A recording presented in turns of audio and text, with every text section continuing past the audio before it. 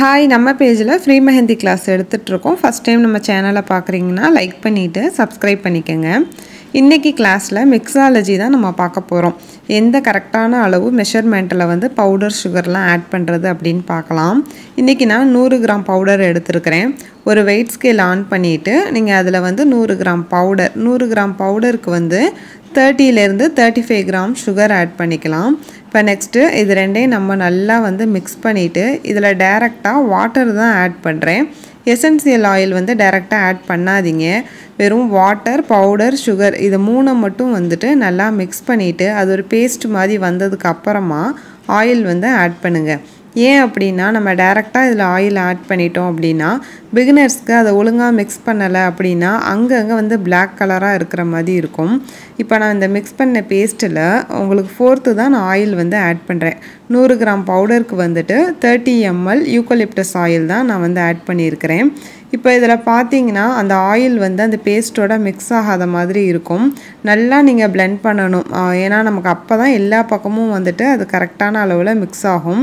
அது பார்க்கவே நமக்கு ஒரு அல்வா மாதிரி வந்துடும். இந்த கன்சிஸ்டன்சியில் வந்துட்டு நம்ம ஃபுல்லாக வந்து அதை நல்லா பிளெண்ட் பண்ணி ஒரு பேஸ்ட்டாக மாற்றிக்கலாம்.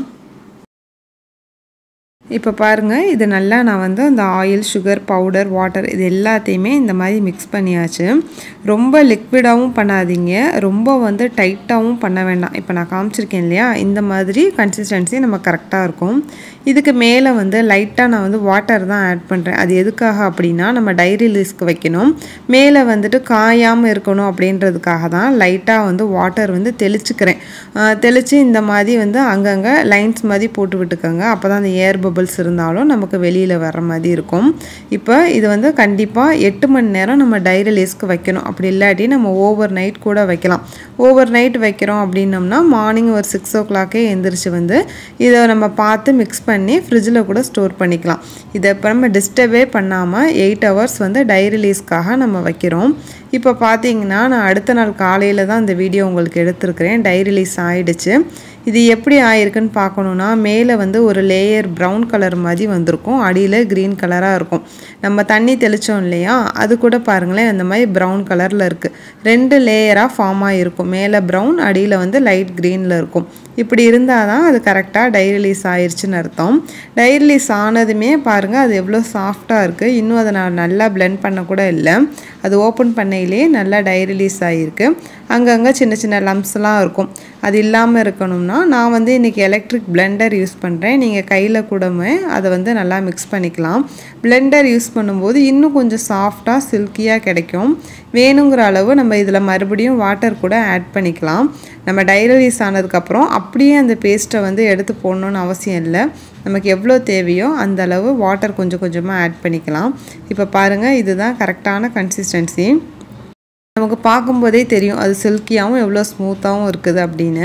இந்த மாதிரி நம்ம அந்த ஸ்பேக்டூலால் எடுக்கும்போது பிரேக் ஆகாமல் மேலேருந்து அப்படியே விழணும். அதுதான் நமக்கு கரெக்டான அளவு. இப்போ நெக்ஸ்ட்டு ஒரு பைப்பிங் பேக் வச்சுட்டு அதுக்கு மேலே நான் ஸ்டாக்கிங்ஸ் தான் போட்டிருக்கேன். ஸ்டாக்கிங்ஸ் எதுக்கு அப்படின்னா ஃபஸ்ட்டு வந்து அந்த பவுடரில் இருக்க டஸ்ட்டை வந்து ரிமூவ் பண்ணுறதுக்கு. இன்னொரு மெயினான ரீசன் பார்த்திங்கன்னா அதில் அங்கங்கே ஏர் பபிள்ஸ் மாதிரி குட்டி குட்டியாக லம்ஸ் ஃபார்ம் ஆகிருக்கும். அது எல்லாத்தையும் நம்ம எடுக்கணும்னா கண்டிப்பாக இந்த ஸ்டாக்கிங்ஸ் வச்சு இது போல் நம்ம வந்து அதை ரிமூவ் பண்ணணும். இப்போ அது ஸ்டாக்கிங்ஸை நம்ம கட்டை விரலில் நல்லா ஹோல்ட் பண்ணிவிட்டு இன்னொரு கையில் அதை நல்லா நம்ம ப்ரெஷர் கொடுத்து இழுக்கணும். ஃபஸ்ட்டு வந்துட்டு கொஞ்சம் சிரமமாக இருக்கும். ப்ராக்டிஸ் பண்ணிட்டோம்னா நமக்கு ஈஸியாக வந்துடும். இப்போ பாருங்கள், ஃபுல்லாகவே அந்த ஸ்டாக்கிங்ஸை வந்துட்டு நான் ரிமூவ் பண்ணி எடுத்துட்டேன். அது உள்ளார வந்து சின்ன சின்ன டஸ்ட்டெல்லாம் இருக்கும்.